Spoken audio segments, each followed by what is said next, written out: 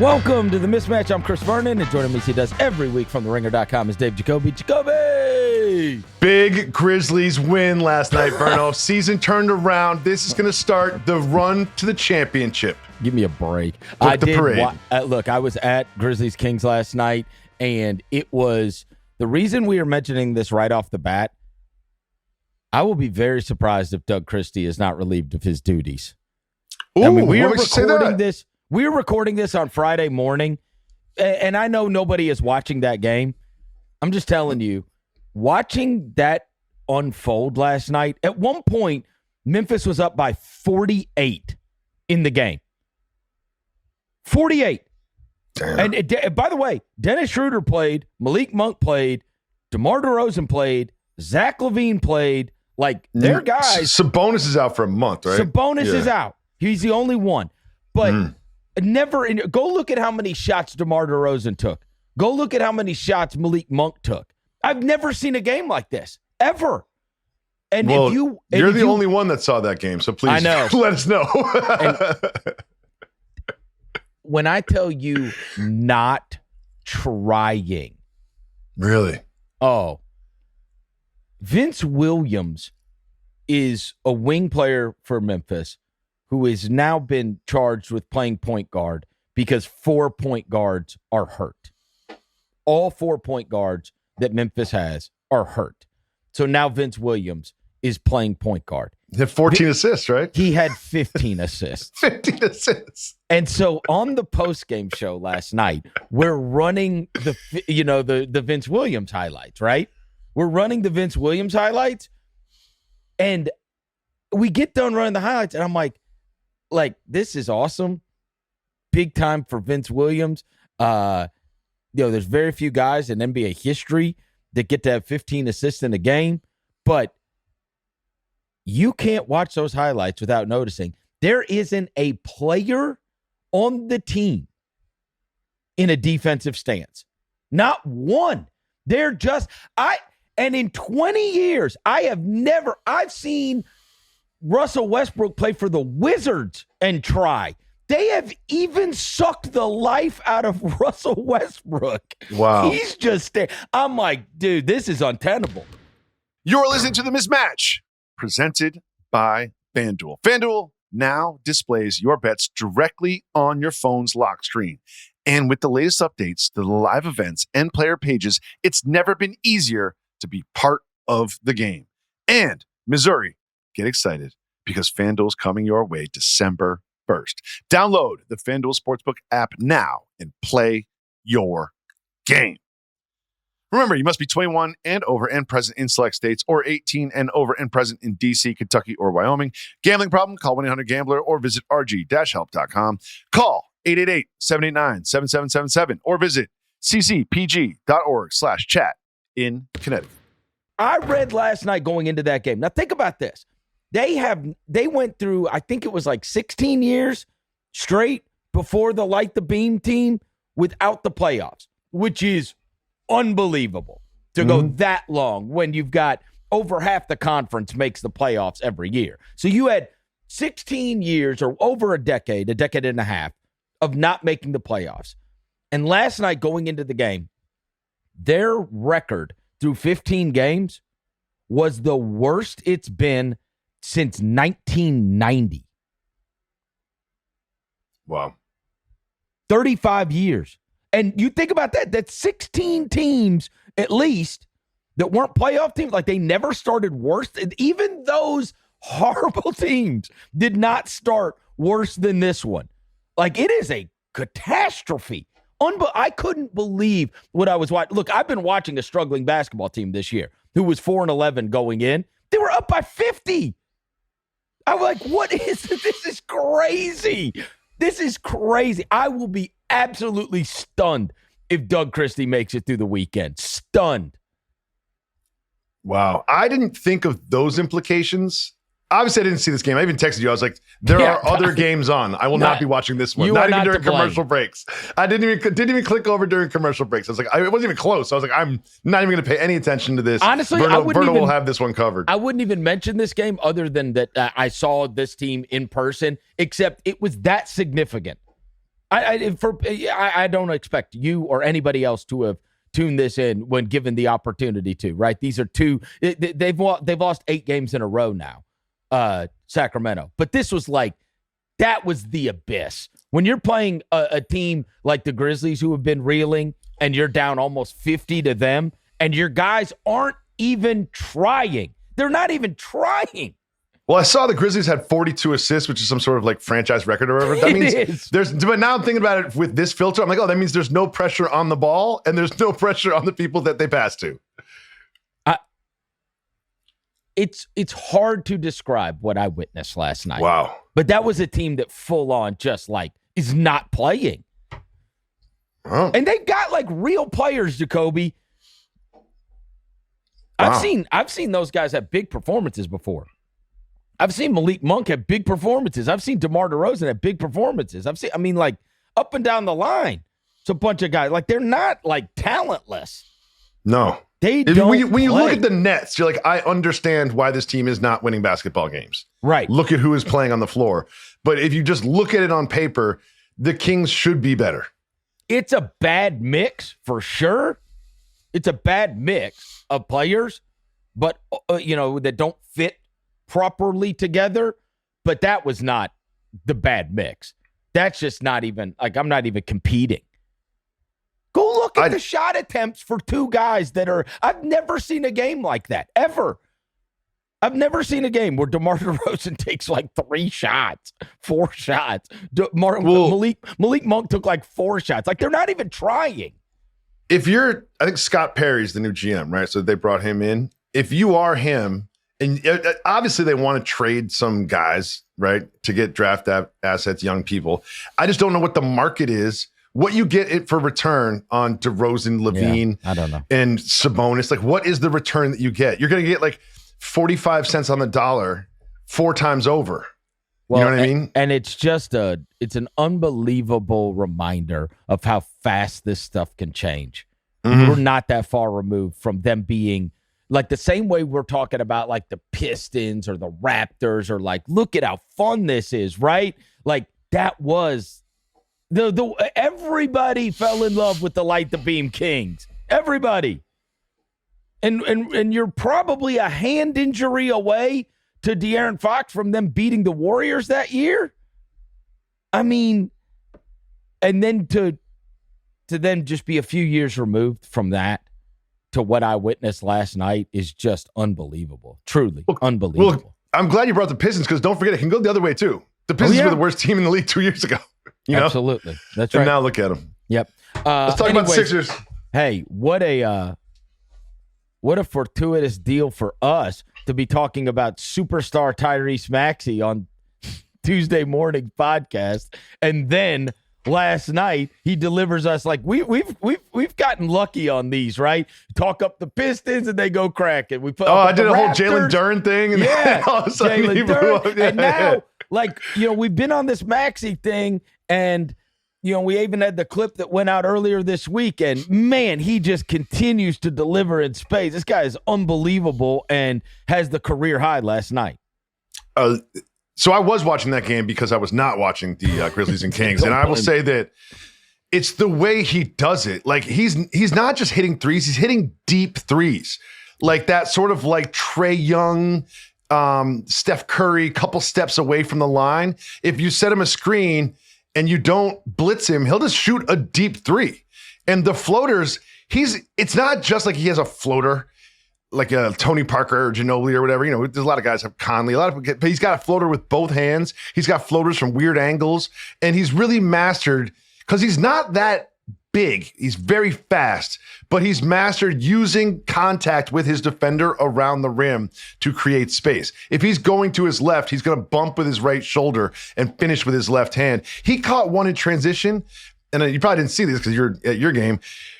I forget who it was, but someone threw him the ball in transition, and he caught it with his right hand and never gathered and just went up in transition, semi-contested. Like he makes everything look absolutely effortless, and he's so fast. And it wasn't even a very loud 54, if that makes sense.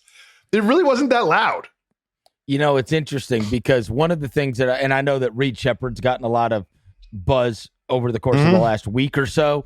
And one of the things that happened when it was the Reed Shepherd draft that I kept on saying was, bro, just take the Calipari guard and see what happens, right? Because if you're just doing like the evaluation of guards over the years, whether it goes from Rose to Wall, like your hit rate on those is unbelievable. And the Tyrese Maxey, he's another one, right? Another one of those Kentucky guys. By the way, the guy that won MVP was a Kentucky guard that people did not hold as in a high regard, as high regard as a collegiate player as now they do. But the talent evaluation that Calipari did to get these guys all at Kentucky is unbelievable. And Maxey, another one in that line. Like, it's not like these guys become, like, pretty good NBA players. They become unbelievable NBA players more often than not. Well, it's a self-fulfilling prophecy, too, because you have Derrick Rose, and then you're sitting down on the couch with the next guy, and you're like, look at what we did with Derrick Rose. Right. You know what I mean? And they say, well, look at what we did with such and such, and look at what we did with Quickly, look at what we did with Maxey, look at what we did. So you can sort of like, it's a snowball effect when recruiting used to be a thing in college basketball, but it no longer is. Yeah, well, Maxey obviously has the 54 last night. I think it's worth mentioning Paul George. Like, I was watching that game, and in the first half, Paul George was hitting some shots. You know, and I don't think he's going to like swing the, the fate of the Sixers or anything, but he did look pretty good in this game. Well, but this is exactly what we talked about earlier in the week, that this is a Maxey operation now. Yes. You know, I mean, they got very, very fortunate in the sense of these two big swings, building the franchise around Embiid and then making the huge swing for Paul George. Those have had very poor results, and yet here's this other guy that now becomes future of the franchise and is so good that you can build out around and then have a future going forward. I think it's also worth mentioning Ben Simmons was another one of those big swings. He was the number one pick, and I think that it is good to celebrate VJ Edgecombe when he like starts so hot, but he has come back to earth at this point. You know what I mean? Like, it was going to be hard to keep that clip that he was scoring at early on in those first, handful of games. But he still looks good, but he's come back to earth. Well, and we know that so many of these NBA teams, especially now that the salaries are so high, are so dependent on their great player being healthy, right? Mm-hmm. And the Bucks rode without Giannis.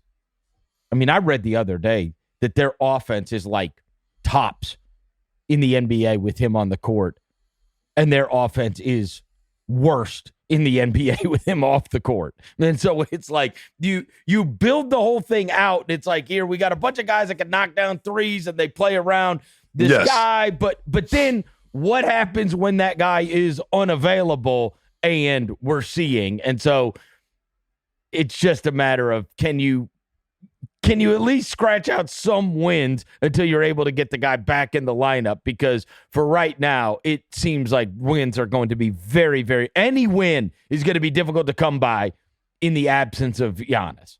Well, they have those when they have the matchups either on television or on like NBA.com, and they have that one face of the team in the matchup. Like the Heat Warriors, I saw Pajemski. I was like, what? Like, I think who would you put on for the Bucks? Like Ryan Rollins, Kuzma. You know what I mean? Like that Miles roster. Turner's probably the most famous. That's fair, but like that roster is built to be maximized around Giannis. That's exactly how I would do it if I were them as well. Yes. But when Giannis is not there, it's just a huge gap in production, a huge gap.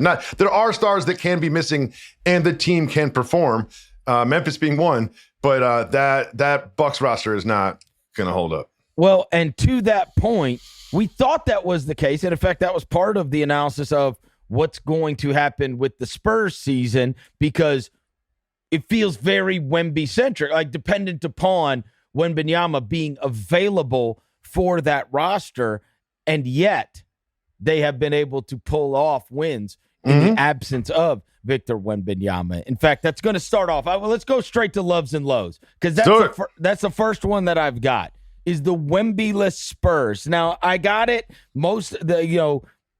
They haven't had this extremely hard schedule since they have lost Victor out of the lineup. That being said, what we just chronicled with the Bucks is true with any of these teams.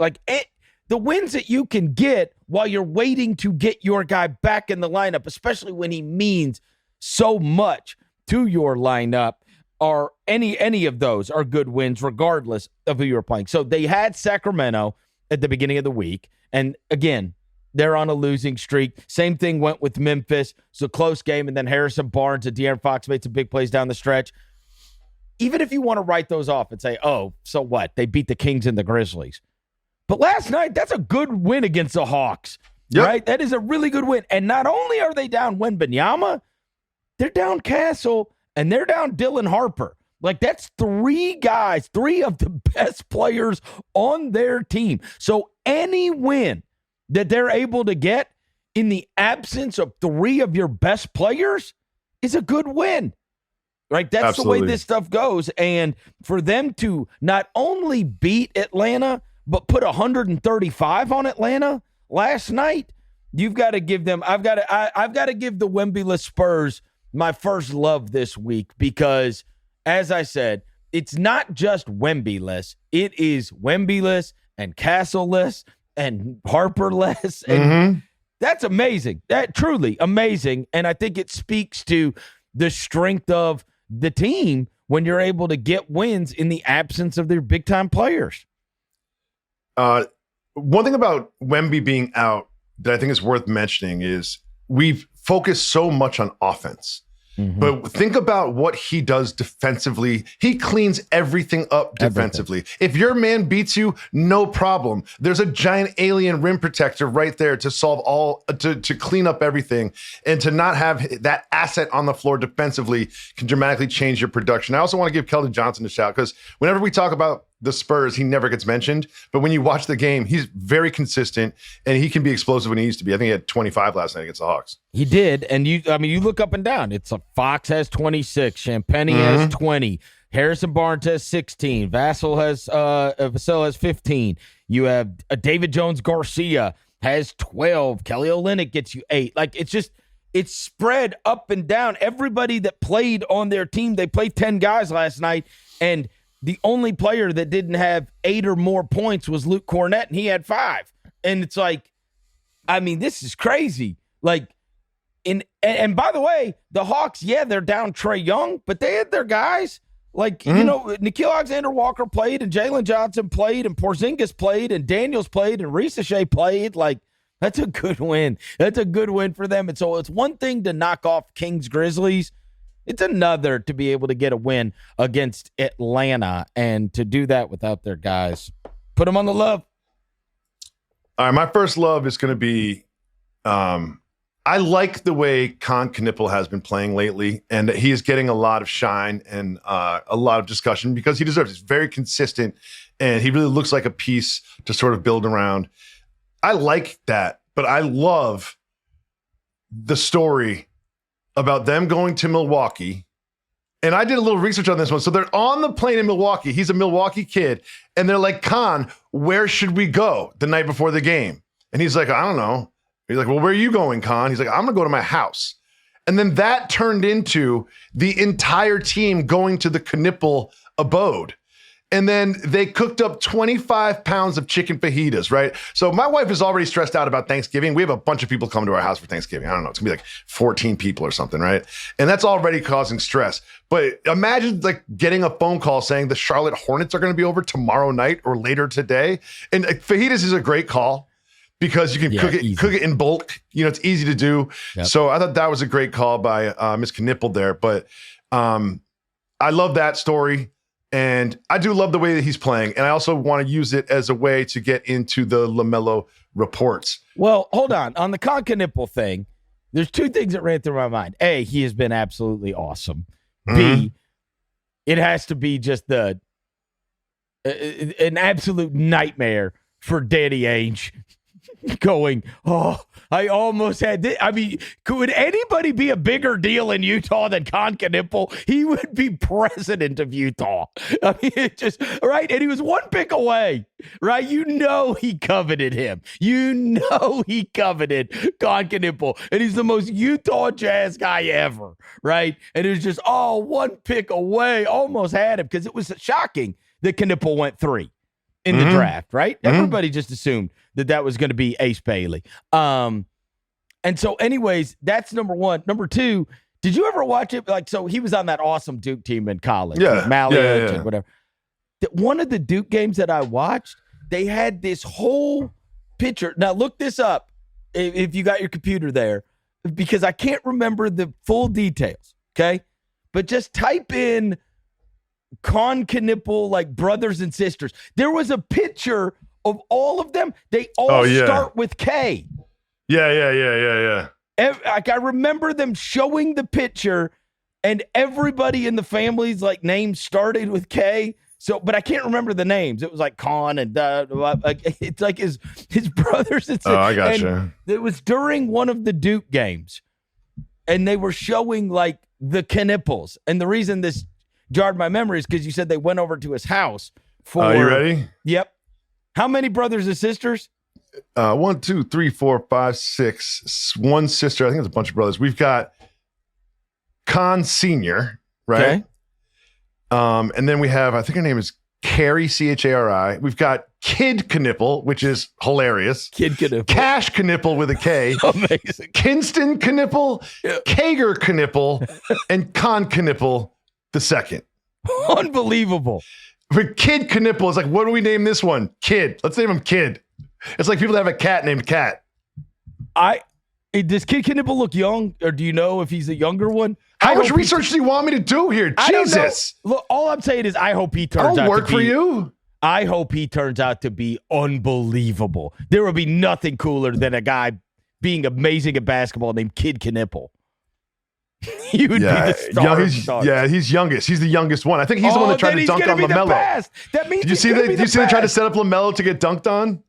Oh, he's going to be the best. Kid Knipple's going to be great. Yeah, I'm buying Kid Knipple stock right now. I really hope they didn't do middle names with the K too. That'd be a bad look. You can't do that. That's for sure. No, you cannot do that. Let's move on before I get us in trouble. Yeah. No, the LaMelo thing. So, let's talk to LaMelo. It's one of yours, right? It's one of your love. Trying to set you up. Well, it's a loathe. Yeah, go to Lowe's. Yeah. Okay. The LaMelo thing. So you have the report, and it's not a report that LaMelo wants out of Charlotte. It's a report that he would be open to a trade from Charlotte, which I never know what that means. Well, yeah, what is that? Okay. And then LaMelo Ball retweets the article with the clown emoji. I love the way we do this in 2025.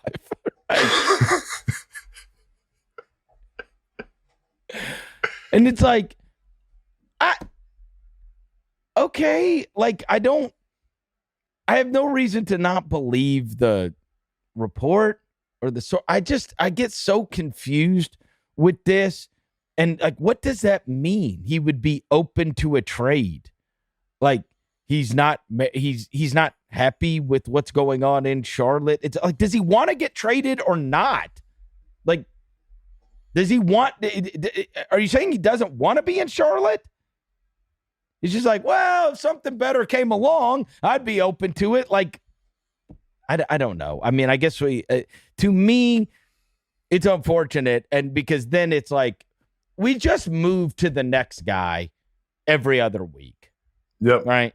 Like it was Morant. Okay, well, now Morant's hurt, so that's out of the news.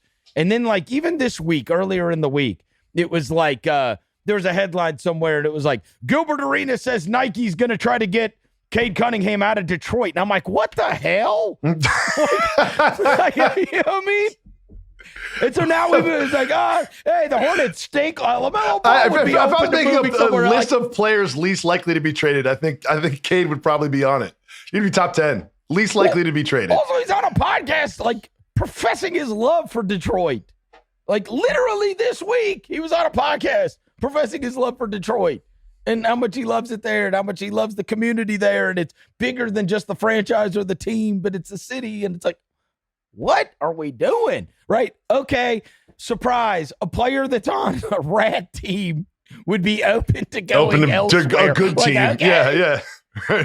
I don't know. Yeah. I just feel like, and then it becomes like LaMelo Ball discussion. LaMelo Ball stinks this year. Would anybody even want him? Like, he's 24 years old. And like, I don't want to be the defender of LaMelo Ball, but like, look, the guy came in and was unbelievable and won Rookie of the Year.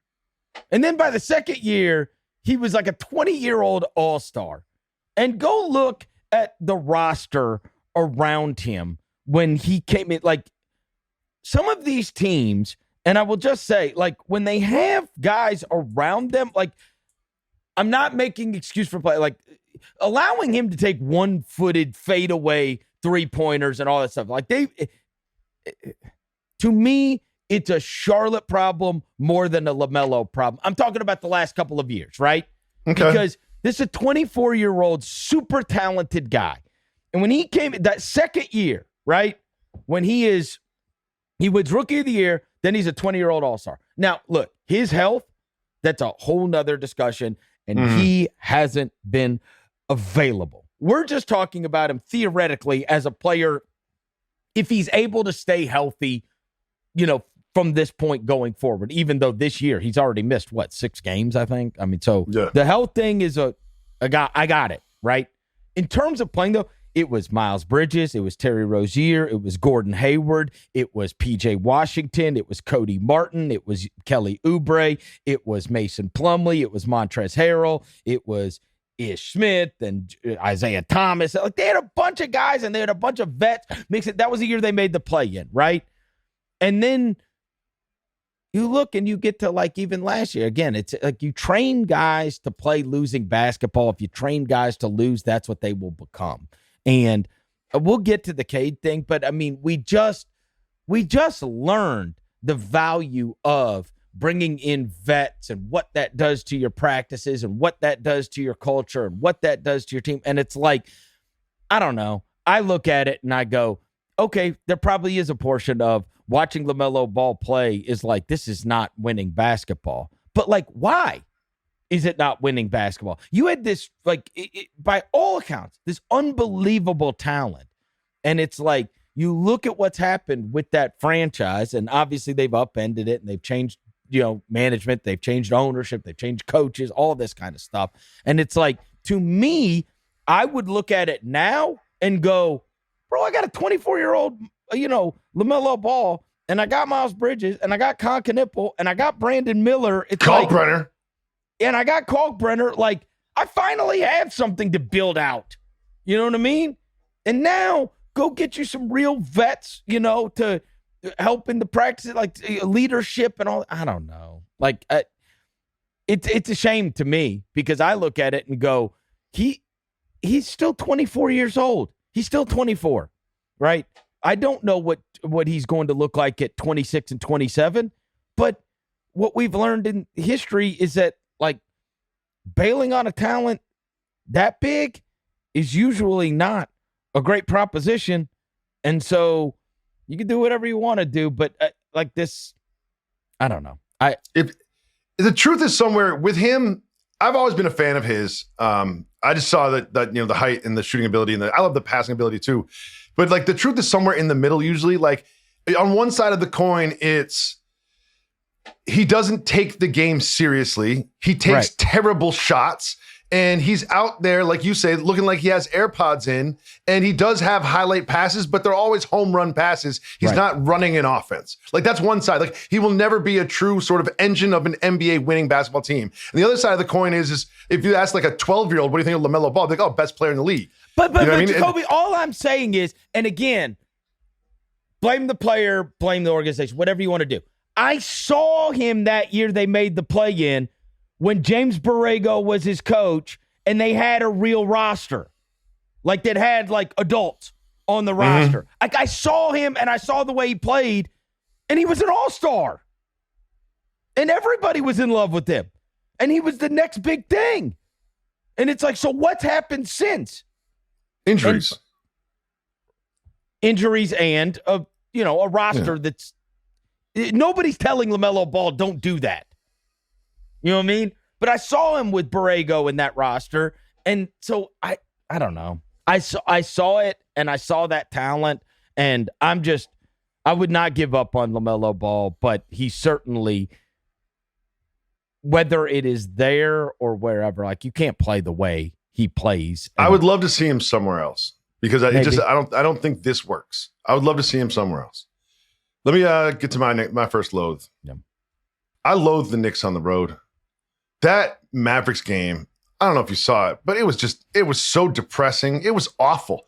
I mean, the Mavericks didn't even have Cooper Flag, no AD, no Kyrie, no Cooper Flag. And they're just like, and it was competitive, extremely competitive game. And at the end, the Knicks missed 6 free throws at the end of the game. It was disgusting. It was, how is this happening? I mean, that was their only road win. At least the refs bailed you out. That was, I don't, you know, the refs, they did the 2-minute report on that. You know what the ref said? That was the right call. What? Yep. That was not the right call. I watched it so many times. I was like, what are they calling? Then, you know what really bothers me?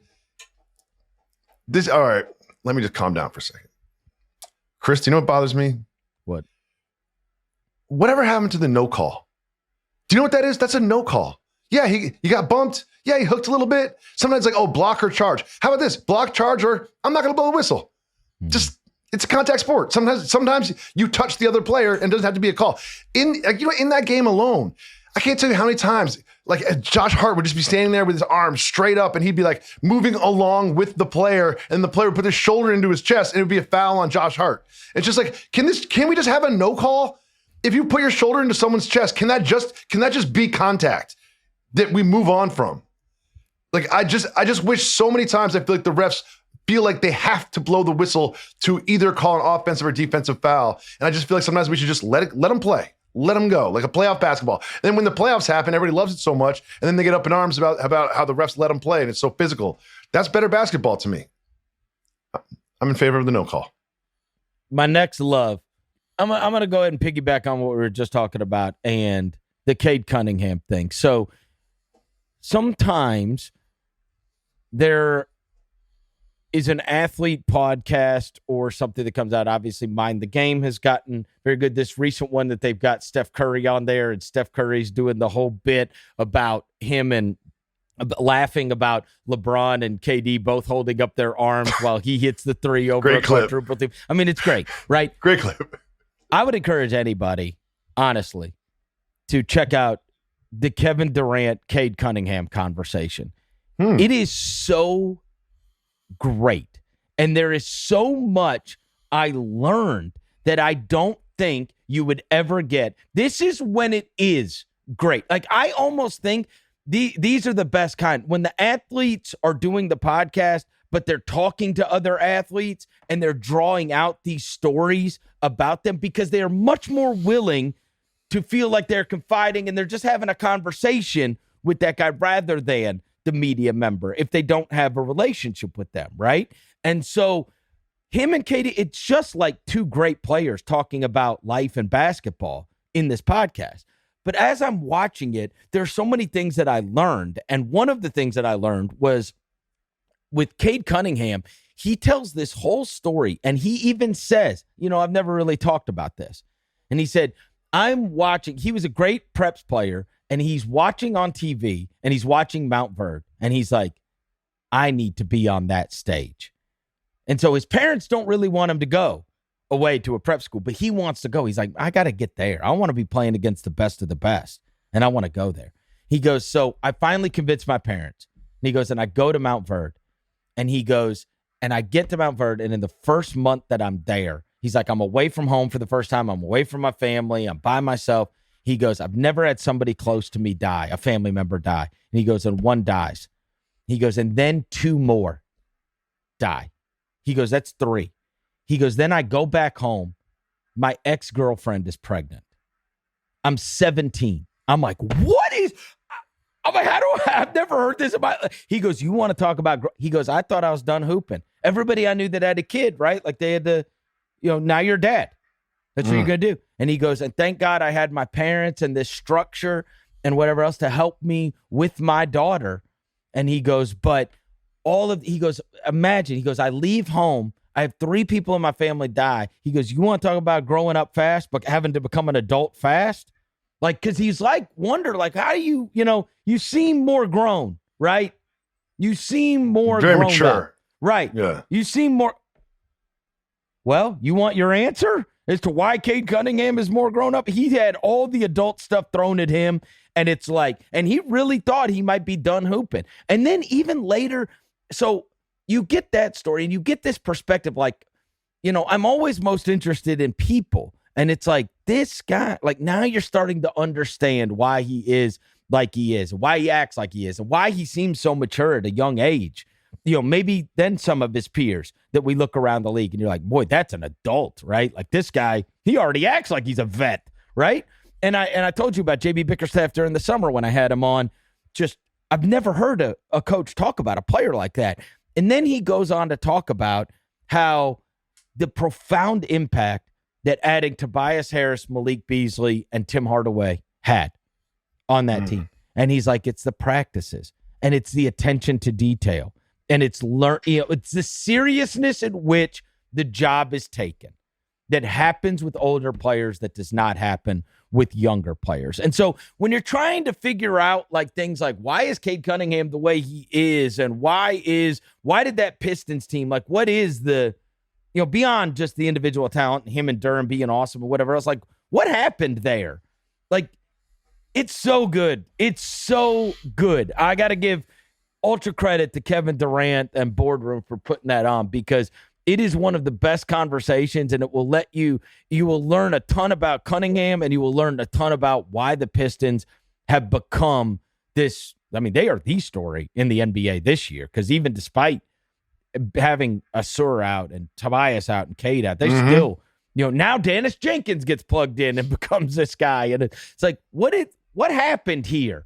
And it really gives you an insight that a long conversation is needed to give you, right? Rather than a clip or like a press conference or whatever else. And so shout out to Durant. I thought it was great. Honestly, I thought it was great. I gained so much respect for Durant after watching that starting five thing, because he's got some real good insight in that. I don't know if you saw this clip. He's talking about, like, everyone sort of questions his leadership, and he makes a really good point. He's like, I've never been the everybody get on my back, I'll take you to the finish line guy. He's like, he mentions like a road trip. He's like, I feel like we're all in the car and we're taking shifts at the wheel and we're going to get where we're going. Yeah. Like, he's like, I'm just one of the guys. I'm part of the team. This is a team sport. So like, everyone's questioning my leadership. He's like, I'm part of this group and I play my role in the group, but I'm not going to say everybody get on my back and I'll take us to the mountaintop. And when he said that, I was like, I get that. You know what I mean? Like, maybe that's just how he leads. But I think it's a good.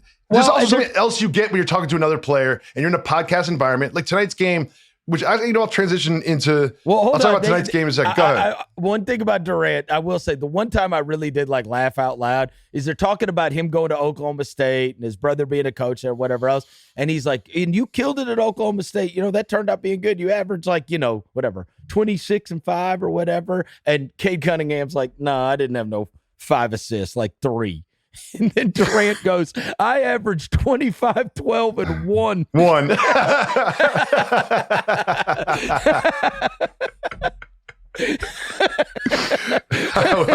wouldn't blame him. At Texas, he said, I averaged 25, 12, and 1.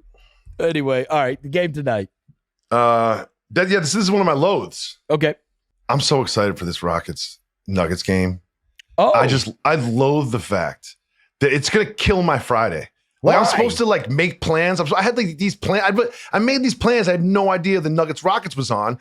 And like, I'm like, I tried to steer the dinner towards like a sports bar so I could watch the game, but they want to have like a dinner. And I don't think I can sit down at like a restaurant while this game is going on and not watch the game.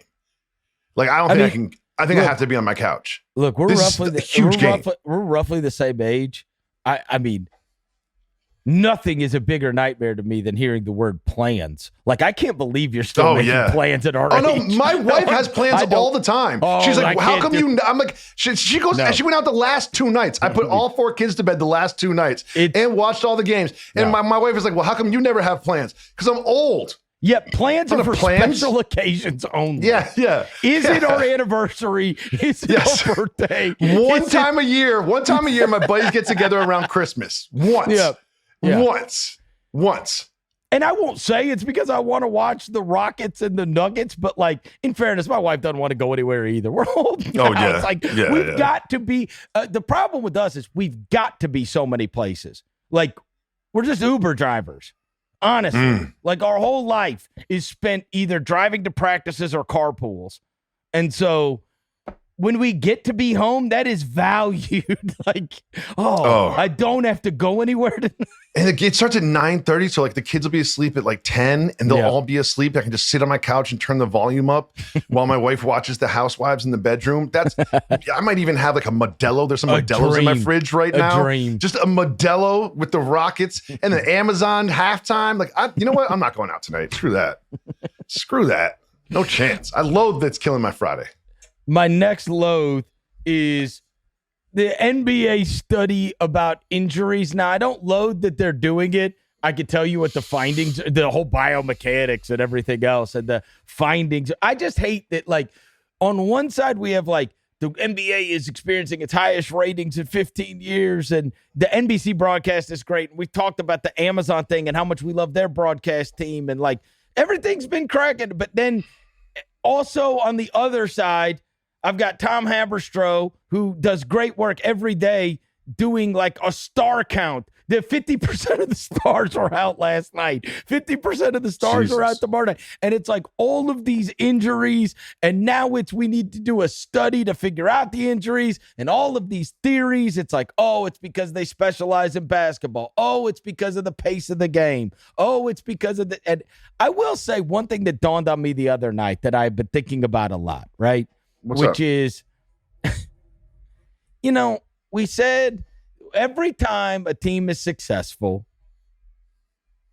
it becomes a copycat league, right? So it's like even if the guy was a bum, if he's 7 foot tall, I'll employ him because I got to 15 fouls versus Shaq, back in the early 2000s. I know that's the team I've got to beat. And then it's like, oh, well, we're going to need something to deal with Jokic. And then it was, oh, well, here's the Curry Spurs or the Curry Warriors. And it's like, here's how we're going to be able to combat that. Or here's what we can do. They're best practices that we can mimic, right? And so the best practices change depending upon who wins, right? So now let's just say your beloved Rockets, right, who are now dropping back into his zone, playing tons of half-court basketball with guys that are 6'7" and above, right? So if that wins, then it's going to be, oh, we need to do, right? Like there's very few original thought in this. But one of the things that has struck me, especially given that I read yesterday that the pace of the NBA is being played this breakneck speed, right? The fastest pace overall as a collective since 1988. It's forever ago, okay? Okay. It's 37 years ago, for God's sakes. So everybody's playing. Well, who was the team that was fast breaking off of makes last year? Indiana, right? Yeah. They made it to the finals. Oh, and they're playing deep into their bench and they're breakneck speed. And so now, over and over again, I'm watching these press conferences and I'm seeing all these guys talk in print, and it's, we need to play faster, right? It doesn't allow the defense to set up, so we need multiple ball handlers, and we got to speed, right? Did anybody take a step back and go, all right, Pacers did come within, 48 minutes of winning a title? 44 minutes. Yeah, 44 minutes. 34 minutes. Of winning a title. The Pacers also had 3 guys blow out their Achilles, and now their team is in shambles with injury. Did anybody say, like, yeah, they did do that, but I don't know. I'm just saying, like, I'm not so sure the speed thing. I see calf and groin injuries every night. All the time. Right? I mean, it's like every night, and everybody wants to get up the court faster. Everybody wants to play faster. And I know that is an impact of Indiana. There's no way around it. And Oklahoma City, for that matter, right? Because you're not scoring on the set Oklahoma City defense. So the way to do it is be able to get up and down the court, right? Don't let them set up their defense, right? This is how we're going to be able to get buckets. And it's like, did anybody, like, they have had 3 players that tore their Achilles. Like, that is crazy. And they've started off I think they got to win. Like, they just got to win. So they're 2-12. Oh, yeah. And been, like, wildly injury-riddled. I'm not sure they're the greatest advertisement, despite the fact that they turned it up in the second half of the year and made it all the way to Game 7 of the finals. I'm not sure that they're the greatest advertisement for fast play. That's all I'm saying. Maybe. I don't know. On the injuries, there's an Instagram post of like stars that are injured. You know, you have to like slide to the left, like swipe left. Yes. And you can't really see how many pictures there are in the carousel. I just kept swiping. I was like, oh yeah, it was like 20 guys. It was so depressing. And just very briefly in the copycat lead thing is the Rockets are starting this like double big. First it was double big, and now it's offensive rebounding. Like, guess what? Offensive rebounding is good for your offense. Like, you think? Wow. But you have to have the horses. You have to have Halliburton if you want to play that way. You have to have, Şengün and Thompson and Adams if you want to get all those offensive rebounds. So you kind of have to play to the strengths of your roster. And there's all this discussion about the Heat and how they're playing that sort of like Grizzlies set no screens offense. Well, I think part of that is a function of not having Tyler Hero. Right. Because something tells me, because Tyler Hero is great with the pick and roll. But if you don't have Tyler Hero, what are you going to have? Damian Mitchell going to be the main guy in the pick and roll? All right. Where am I now? Love or loathe? Love. There's a lot of attention on Derek Queen's performance against the Nuggets, and he deservedly so. And if you haven't seen it, just watch Derek Queen against the Nuggets, and he got Jokic's attention, right? And I'm glad that he's getting all these flowers. And I'm glad that he's being spoken about something else besides the trade. And he looked great in that one particular game. And watching Jokic sort of turn up his level of intensity on defense because he was getting cooked was amazing. But I love Fears too. Like, let's not forget Jeremiah Fears. Now, he's not like lighting it up, and he's not, jumping off the screen like Edgecombe was at the beginning of the year, or like Knipple's been so consistent. But I think there's a lot there with Queen and Fears. And recently, since Willie Green is gone, they started. It was just, I feel like James Borrego was like, who are my best and most exciting players? And it was Fears, Queen, Zion, Jones, and Murphy starting. And I was like, that could be something. Like, that's a sucker-free lineup right there. You know what I mean? Not a lot of size, but Queen and Zion and might be able to be competitive. Jones and Murphy and Fears. You know, you got some shooters, you got some guys that can handle the ball, some playmakers. Your Queen can do stuff, and Zion. Like, I don't know. It's just between Fears and Queen and Zion being back. It's not all bad in New Orleans. No, I had Queen on my loves for two reasons. Number one, I said when I first saw him at the beginning of the season, I'm like, man, I don't really get this. Like, here's a 4 that's like, he has to be unbelievably skilled. Like, you have to be like a Şengün or a Jokic or one of these kind of guys or a Cousins or whoever. And they named the guy, right? Like, you have to be so good because you're not going to be like, you're not an elite defender, right? So you're an elite offensive player. And you really don't stretch the floor all the way out to 3. But these guys are so unique. I will tell you, watching that game and then talking to people, like, that is what he is. Like, that is what he is. He is that special of an offensive talent. He is that skilled that he's going to be able to pull this off. Because that was my concern when I first saw him. It's like, what is this? Right? Like, well, you see him in college, like, well, can he do that? No. I saw him in his first game ever. And I even put the caveat. I said, look, now, I saw Anthony Edwards at the very beginning of his career, and I was like, the number 1 pick, really? You know what I mean? I felt the same way. I felt the same way when he first started. Yeah, because he's just clueless, right? And so I saw him at Queen in his first game, and all I'm thinking of is through the prism of, holy crap, the trade they made to give up their lottery pick. And he will always, like, he's always going to be attached to that. I never wish that upon anyone. That's not his fault. But they might have nailed it with him. He is a special, special talent. And he has not only been stamped by Jokic. I'm watching the Pelicans broadcast last week, and they're playing San Antonio. And Antonio Daniels in the broadcast say they put the camera upstairs, and he said he got a text from Tim Duncan during the game. About Queen? Yes. I'm like, yo, if you're getting Timmy D stamps, if you're getting Jokic stamps, yeah. So Queen he's real. Like, game recognized game, he's real. And the other thing I'll say is, you never want that to be like, I don't know if they're going to, God forbid they get the number 1 pick in the draft, and then it's like, well, he's got to be better than, the number 1 pick. I mean, that's not his fault, right? I mean, I saw that happen to a kid this week, and I was like, oh, that's not fair. I saw, the culture we live in with the stupid memes. I'm scrolling through Instagram, and this poor kid, I don't even want to, I'm scared to even mention it because it's so ridiculous.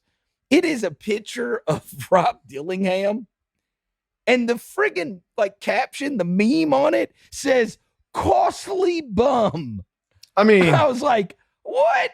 And it goes on. It's like, they gave up a pick swap in 2030 and a first round unprotected in 2031. And I'm like, he's in his second. Give him a break. Well, also, what? Point guards famously take some time to mature when they get into the league, especially. I don't know what he's going to be, but give him a break. And that's not his fault. The same thing goes with Derek Queen, but it is going to be crazy. Derek Queen may end up being absolutely unbelievable. And at least it's something for a team that's struggling. At least it's something fun to hold on to. It is. He's fun to watch. Well, also, look at this draft. We've already talked about Knipple. Look, I saw my guy, Coward, have 19 last night. Yeah, Coward was great. And this week, you've got Draymond comparing him to Kawhi Leonard. Now you have Queen, who I told you is getting stamped by Jokic and Tim Duncan, and he's like the bottom of the lottery. It's like this. Fierce, Edgecombe, shouted out Flag. Every episode, everybody. We're talking about a different rookie. Every time. I'm on Basketball Reference just looking at Fierce a little bit because I want to talk about him on the show. And who the player comps are for this is the Basketball Reference. They have all this dumb nicknames. I don't even know. It's kind of like Wikipedia. Like, it's just kind of crazy. Sure. Do you know what the player comps are for Fierce? I can't wait. LeBron James and Michael Jordan. Not just like LeBron and Michael Jordan. Like a mix of LeBron and Michael Jordan is who Jeremiah Fierce is. I was like, all right, that might be a bit too much. Slow down. Moving on to my next loathe. I love that Kobe White is back for the weird Bulls.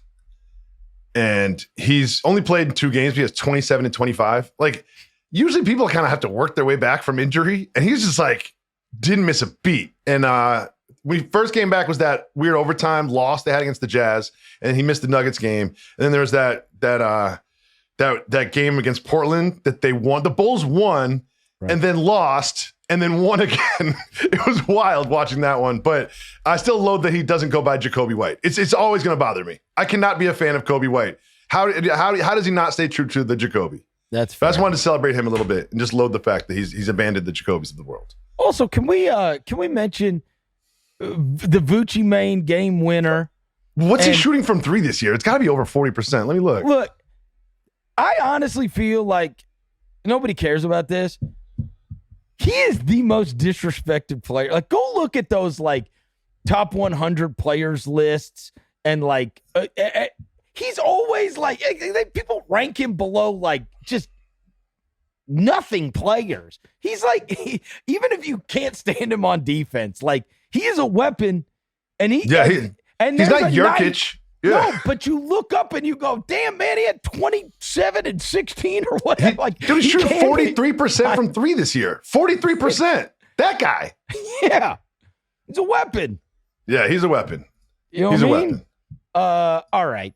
Next one. I'm going to go with my next loathe, the Mavs mess. Okay, so I just want to mention Tim McMahon's article about the Mavs Palace intrigue is truly unbelievable. This is exactly why you want somebody close to the situation. I didn't know how far back. I didn't know it was going to go that far back. I thought it was going to be about Nico. I was like, oh. Well, and this whole, I'm selling the team, but Mark Cuban going out, but I still get to run the team.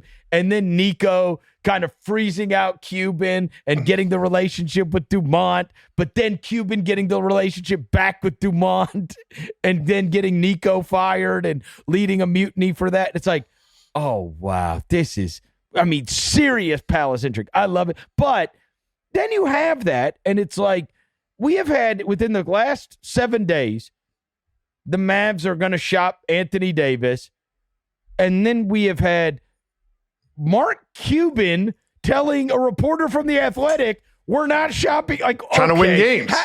You just fired this guy, Nico Harrison.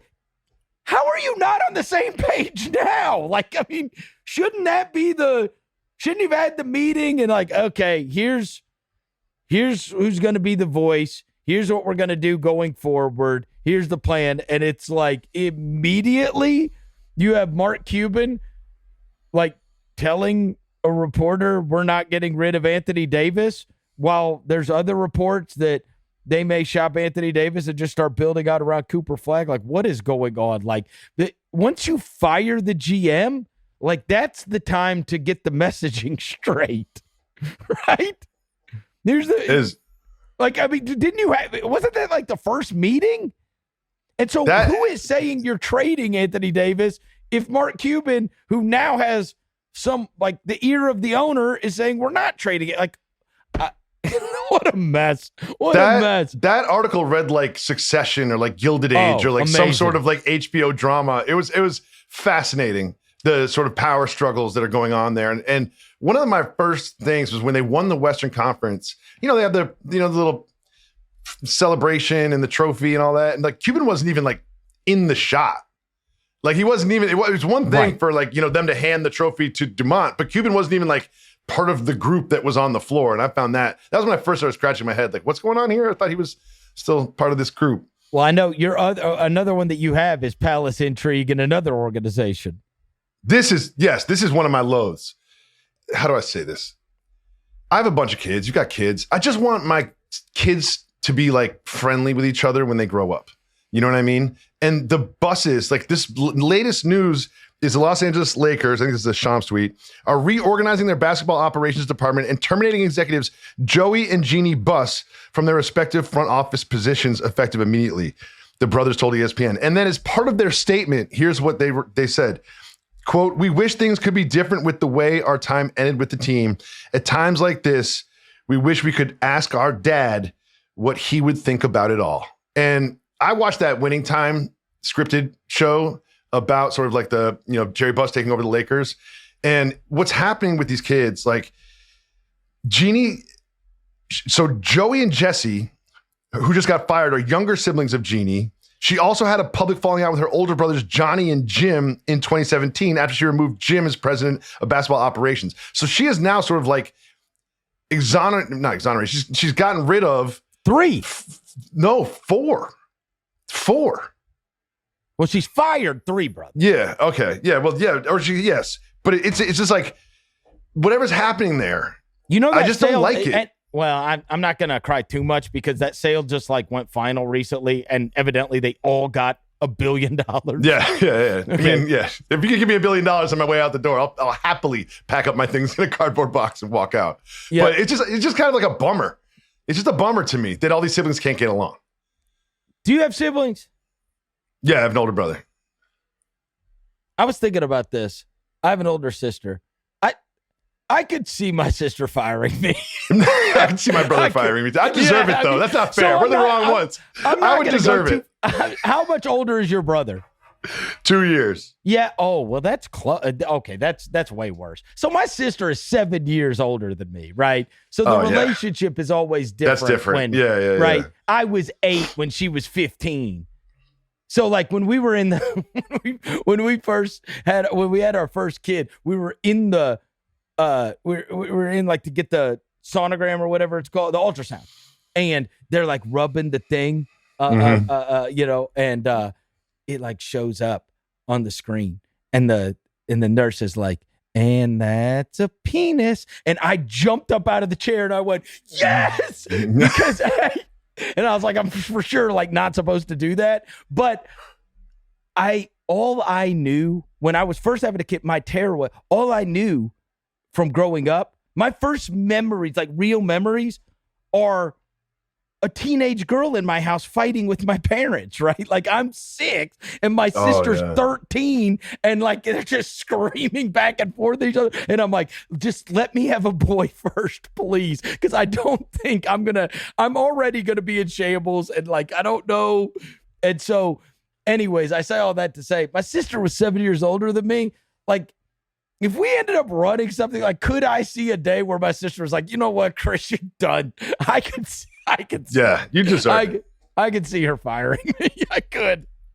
Yeah. My brother's like, he's very stable and smart and measured and mature. You know what I mean? So he would for sure he would fire me. Yeah, he would fire me. So we can't go too far with this, right? I don't know, but Jeannie's fired all of her siblings. Like all of them.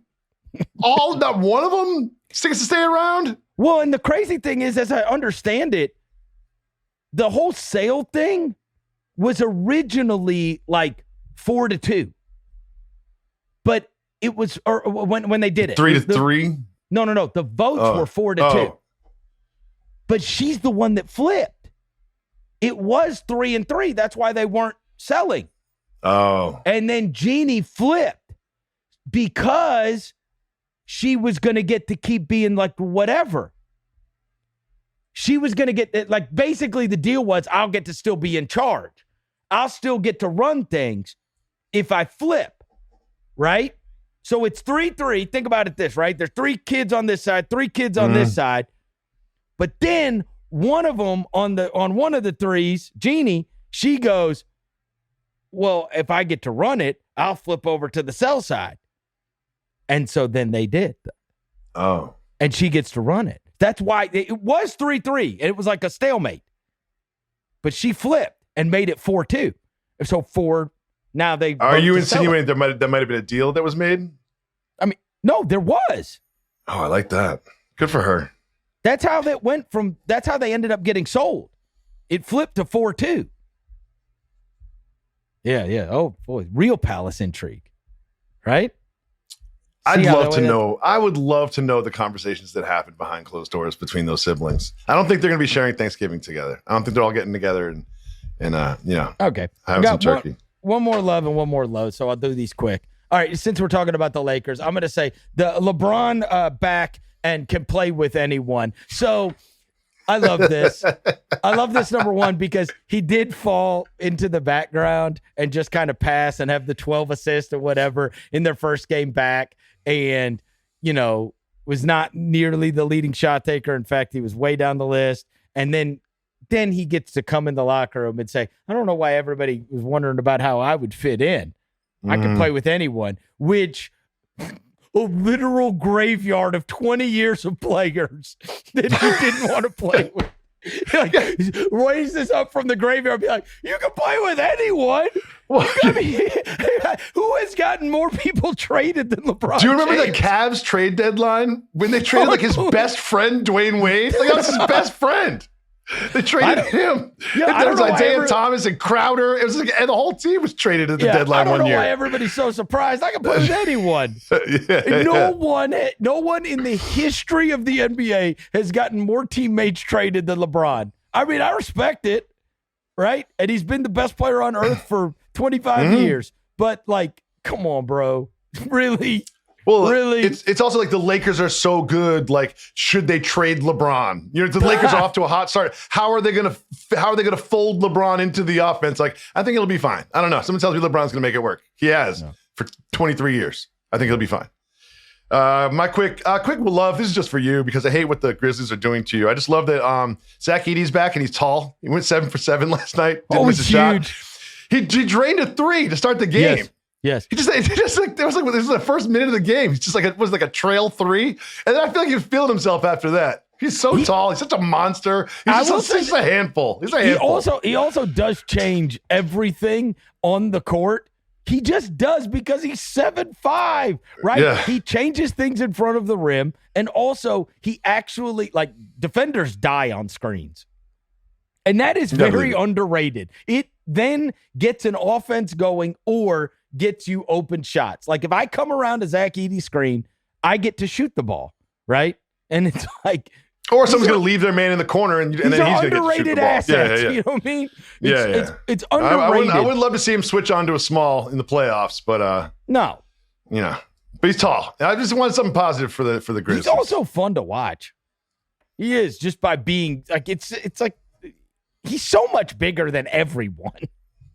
It is fun to watch. It is fun to watch. I love stuff like that. Like sometimes, like if Wemby's playing, I'll get one of my like 10-year-old twins in the room. I'll be like, Margot, come here. See that guy? Look how tall he is. And she's just like, what? Or like sometimes when Jokic is playing, I'll bring one of my twins in the room and I'll be like, that's the best player in the world. Yes. They're like, no, he's not, Dad. I'm like, he's the best player on the planet. That fat dude. They're like, what? I mean, you know how big you have to be to look like a giant on an NBA court. Yeah. Like you see other like regular sized dudes walk up next to him and you're like, God, like somebody that's like 6'6" comes up and he's like up to his elbow. You're like, how big is this guy? Yeah. He's fun to watch. He's sort of like in a freak show way. My last loathe, I mentioned that pod that had Curry on it with LeBron and Nash. Just the reality of them talking about how Curry's going to be 40 and LeBron like just basically like dismisses the Olympics. Like, I'm not like, I'll be watching on my couch like you. And then Curry's like, it doesn't seem like he's very committal about it. And it's like, damn, man. Like, I guess we'll always have that. We'll have that like documentary on Netflix. And maybe that's how it should end. But it's going to be super annoying if we go to the Olympics. Finally, it's in the United States after all these years, and Wemby comes and then beats us on our right. Like, that is a nightmare to me. It's like, oh shoot, like we won there, and it sets up for this revenge. And like, there's this reality of like, damn man, when we get to the Olympics, are we really not going to have Curry and LeBron and Durant? And it's like, we're so used to watching them play in the NBA every night, and they're all still awesome. But then to hear them talk like, I don't know, like either they're playing at 40 years old, or there's a reality of like, are you gonna be ready for this? Jalen Brunson and Anthony Edwards, Flag, like Jason Tatum. Like, oh shoot, like I don't know. That is kind of sad. Even them talking about that Olympics and then showing those highlights. You can't underestimate how that was one of my favorite basketball viewing experiences ever. I mean that. When Curry took over that game. The Serbia game or the France game? The night. Oh, the Serbia game was also just I know. What a watch. What a watch. I remember exactly where I was. I was locked in. I thought it'd be a blowout, so I wasn't really paying that much attention. It was what a game. Those two games were fantastic. And it's just like he bailed us out completely. Bailed us out. And just took it over and was like, and then did the night and the whole thing. And it's like, oh my God, this is iconic. This is unbelievable. Where are the Olympics when they come here? LA? Yes. I forgot that. Do you know what I forgot? I was watching because I casually watch like Premier League soccer just because it's on like Saturday morning. I'll put it on or whatever and like bet $5 on like the Spurs or whatever. But I do love there's something about when it says USA across the chest, I get excited. And I was watching the men's national team play Uruguay, and they scored like 4 goals in the first 20 minutes. It was awesome. It was an awesome experience. And I completely forgot the World Cup is going to be here in like 7 months. They're gonna be the World Cup is gonna be here like this summer. Yes. Shocked. Like Don just got crept up on me. That's gonna be awesome. That's gonna be awesome. Yes. I can't wait till the World Cup is here because soccer is sort of like not our sport and our team isn't that good. And it feels like the World Cup is always like somewhere else and the games are on at weird times, but it gonna be in our backyard this summer is gonna be awesome. It's the time I watch. Yeah. I watched the World Cup. I'm not a big soccer fan. I respect it. I'm just not a big soccer fan. I don't have like a favorite team, and I don't, you know what I mean? I don't keep up with it, but I watch the entire World Cup. I mean, I watch all of it. I listen to the Men in Blazers podcast. Like I go all in. I go all in for that summer. Like that's what I'm focused on. And I will know everything about the teams, when they're playing. And the games will be on at like 8 p.m. They'll be on like Sunday at 1 because they're always on at weird times, which is like kind of frustrating. But it's going to be great. I can't wait for that. I'm going to go to one of the games. My final love is this. They say the tickets are crazy. I know. Oh, well, who was it? Someone hit me up. I forget who it was. It was like just like some guy, like my barber or something. It was like, "Can you get me tickets to the World Cup?" I was like, "Dude, I can't get myself tickets." No, to the we got to World Cup. we got to get a Spotify connected. They're an international company. Hook us up, Spotify. Yeah, we'll go watch the Swedes play. Sure. Yeah, I'll do that. My final love is I love the new story about the Nets telling Michael Porter Jr. to chill out on podcasts. Have you seen that? Yes. I don't even want to repeat what he said that led to that because it's just cockamamie. But now, guys, after the summer of terror, after he ripped through every single podcast making headlines for saying ridiculous things, now they want him to chill out. And I looked at his podcast. He has a podcast, right? Do you know what it's called? What's that? Curious Mike. Oh, yeah. He has like Curious porn stars. Mike. He has like porn stars and conspiracy he's got ended up like the thinking man statue. He's kind of got like one of those, like a pensive look, and he's sitting down, and it says Curious Mike in like a thought bubble. It's the most ridiculous thing I've ever seen. And I just want to end with a quick description from wherever you get your podcast, hopefully Spotify. Curious Mike, here's the description, quote, "An interview show hosted by Michael Porter Jr., where he brings on guests to ask questions, learn, and share the insight with his listeners." This is my favorite part. "Michael isn't claiming to know all the answers, but wanted to create a space where it's okay to talk about anything and everything." And the Nets were like, "No, it's not." And the Nets are like, "It is not okay." So you saw that clip that was going around this week with him Yeah, and of course. Lonzo? Yeah, of course. I don't even want to discuss it. that's one of my least favorite conversations is when dudes say they can like play in the WNBA. I hate it. No. The other conversation. I'm sorry. Was that his podcast? I don't think it was his. I think that was the Ball brothers or whatever. Okay. Well, they asked Porter Jr. who is the guy he played with in the preps. I spit my coffee. Who was the guy that he played with in the preps that did not live up to whatever? And he names this guy. And he said, and he was a McDonald's All-American, and he was 7 foot, he was everything. And he goes, and like a year ago, I looked him up. He's like, and there was a mugshot.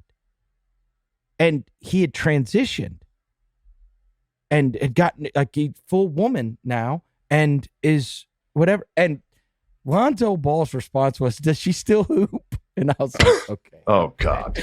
Okay. You are going to get us canceled. Okay.